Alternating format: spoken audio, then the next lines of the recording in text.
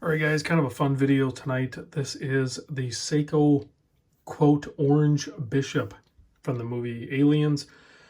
The more famous of the watches is probably the Ripley model, which I think was the sced035. This one is the sced029. Now, it's not the exact watch that Bishop wore in the movie. It's a reissue and it's a different colorway altogether, but still super cool. Chronograph, it's going to be a quartz chronograph from Seiko using the 7T12 movement. And let's just get right into it. But first, before we do that, I got to say big thanks to my buddy Dane over at Saleen Driver. He loaned this watch in, and I will put a link to his channel and to the video that this is his watch, to the video he did on this watch, because he's still trying to grow his channel. He's a really good channel. Maybe you guys can help him hit the 1,000 mark. He's not too far off from it, but if you could go over there and sub him, you know, push him up over that 1,000 mark, that's always helpful and encouraging to YouTubers to continue on with the videos. So anyway, right away you can see the design characteristics of this watch offset the main body of the watch off to the right, which is a little different, to say the least. This is a limited production of 300 watches. This is number 51. You can see there's the mastermind behind the design there, Giugiaro, I think is how you say it. So size of the watch, I measure, if you measure just like the main body, so like the round part of the case, I measure at just under 40 mil, like 40.8 millimeter. And then a lug to lug, if you can call it that, is a 44 mil, 11.2 thick. And then the lug width, so just this piece here from there to there, right, is 18 mil. But if you measure the first link outside of the case, that's closer to like 23 millimeter. And then the bracelet tapers down to 18, which is what it basically started as. Pretty much all stamped bits, double pusher, signed clasp here, 2 micro adjust. And even the links are all stamped, folded over. The watch is fairly light, and but it's going to be comfortable on wrist. I'll give you a wrist shot here in a moment. The bezel is just a friction fit bi-direction, but the way Seiko does their friction fit, there's no notches or anything like that, but it's stiff enough that it's going to be able to stay in position. So if you do want to time something, you can do that. But also it's a chronograph, so you can just time something with that. So you're going to have a push-pull design here. You have the multiple sub-dials with the interruption of the date cutout over here at the 3 o'clock position. Nice discrete inlay there.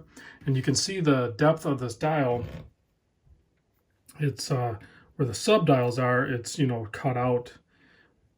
And then also left the main plate up there for the Seiko and chronograph to be printed on. So pretty interesting design. Almost like a metal, grayish metal sword style handset there. Very thin swords.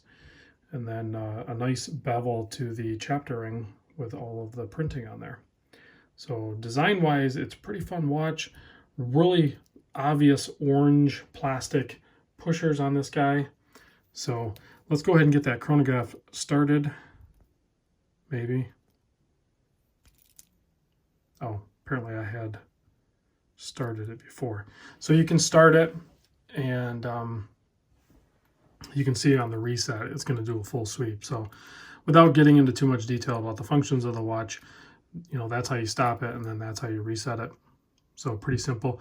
Now I do have to mention, I want to show you this real quick. This is how, and I'll try to put in the title, I think there's other videos out there on how to recenter that chronograph hand.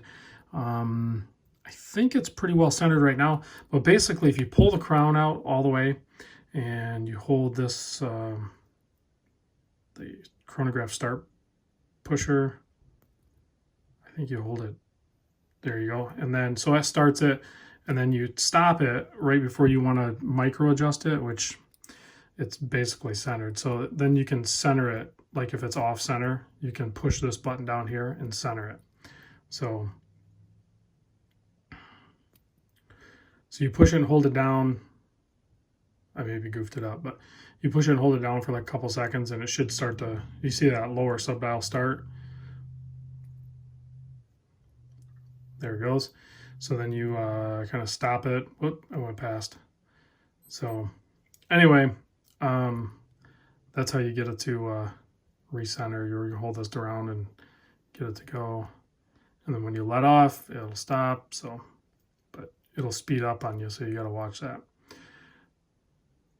So, pretty easy to adjust these if for some reason it comes off 0. So then once you get it set, just go ahead and push the crown in,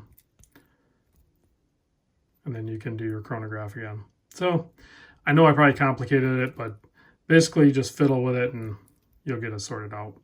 Because occasionally, weirdly enough, they will come off center occasionally. So it's easy to recenter them. So let me give you a wrist shot. I know I probably spent way too much time confusing you guys on how to do that, but I can put a link in the description too. I just found a PDF that Seiko posted up. It's pretty simple to do. And there's some other videos, but there you can see on my 7 1/4 wrist, it almost looks like it's fast forwarding towards your hand, you know? It's kind of got that look to it. Because not only is it pushed and directed arrow-wise this way, but it's also concaved on this side where it's almost like it's propelling that way. But it's one you're definitely going to want to choke back up on your arm a little bit to keep that comfort level. But yeah, once you get the size sorted, which should be easy to do because these are really short links, should be easy to get that sorted. And then once it's on wrist, it's actually really comfortable because it's pretty light. I don't think there's any loom on this. Let me see here. Yeah, there's no loom on this at all. So we're not going to do a loom shot because there is no loom. But still a really cool watch, a fun watch. And there's a bunch of different models or variants of this. You know, like that Ripley one, basically it comes off and it's elevated like this and boxed up. And then the pushers are on top and bottom. I've never had one in hand, but trying to describe it to you. Whereas the Bishop models basically have more of a traditional chronograph style handset. So, and if you ever look at the Ripley one taken apart, all they are is like an arm that goes down and pushes the chronograph. It's pretty crude, really. This is much more traditional in the sense they're basically just plastic pushers on top of the chronograph pushers is all it is. So anyway, guys, thanks for watching. Big thanks to Dane for loaning this in. And I'll catch you on the next vid.